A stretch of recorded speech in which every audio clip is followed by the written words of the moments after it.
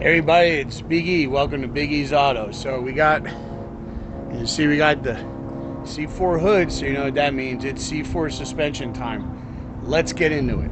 So today we're on the front of the car, obviously.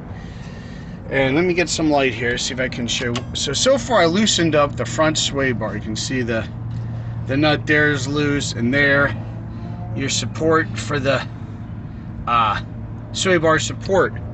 So basically what we're going to do is we're going to replace this and these here bushings here with some Prothane units.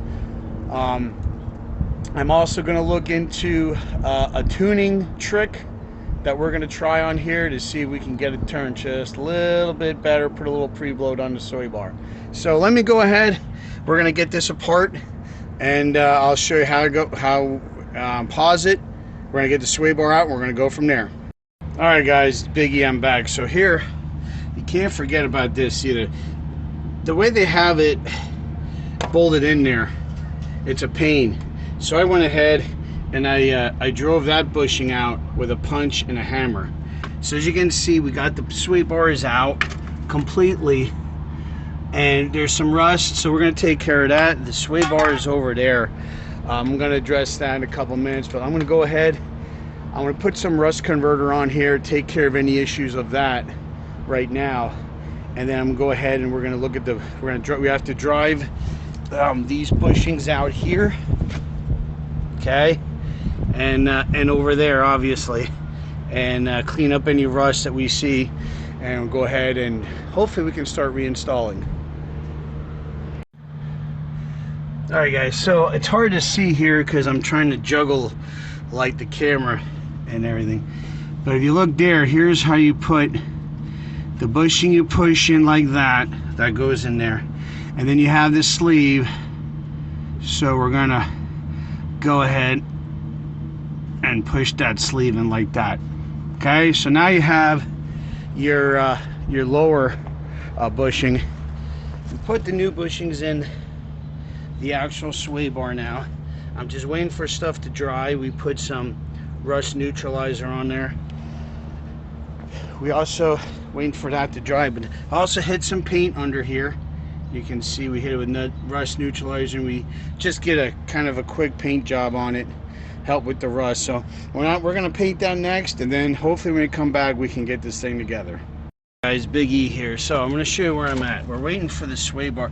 I went ahead and I put that link in, as you can see on this side. It's not tight. I left it loose.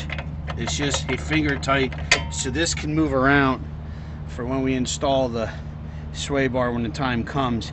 Still waiting for paint to dry. I have the same thing on the other side. I am playing around with these. So these are going to fit inside your stock mounts, and then this piece here, which is part of your mount, it's going to sandwich it in like that.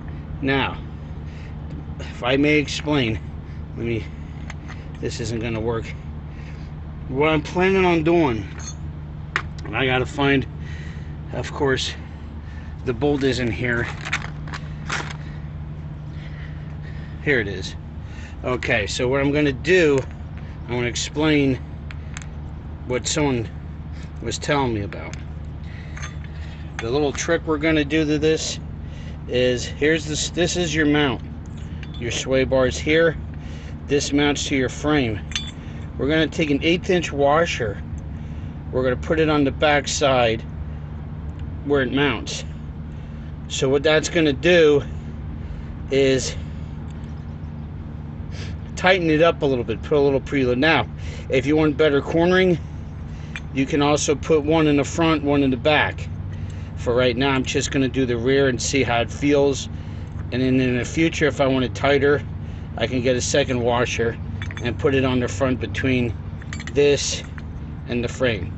So when the bar is dry, we put the bar in, and we're gonna mock that all up, and I'll show you it, and we'll tighten everything up. And then I don't think it's going to be this video, but we'll do a future video where we road test it with that done, and we'll see what the difference is.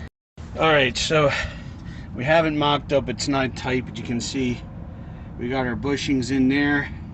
We got our mount. It's hard to see, but the washer's in the back there. We said we were going to add. So now we're just going to give it a final tightening and see what everything looks like, and hopefully finish this up. So I'm going to pause, and maybe we'll be back. We'll take our 15mm ratchet and combination wrench and tighten everything up. All right, guys, Big E, we're back. So everything's final tightening with the new bushings. Here's the part number from Energy Suspension. We're gonna take a look. Let's take a dive underneath this thing. Sorry for my camera work, but there's that bushing,